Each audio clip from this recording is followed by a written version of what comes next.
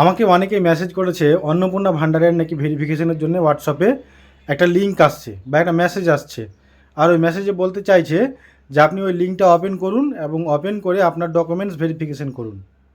তা আপনারা সাবধান থাকুন।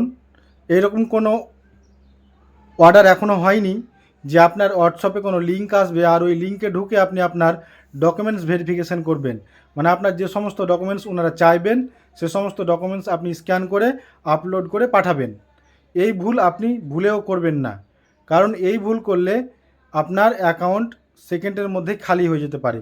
কারণ এটা হচ্ছে একটা ফ্রড পলিসি, কারণ এরকম কোনো এখনও সিস্টেম বা এরকম কোনো কথা বলেননি বা এরকমভাবে ভেরিফিকেশান হবে না। ভেরিফিকেশান হলে অফিসে গিয়ে আপনাকে ভেরিফিকেশান করতে হবে, অফিসারেরা আপনার ভেরিফিকেশান করবে।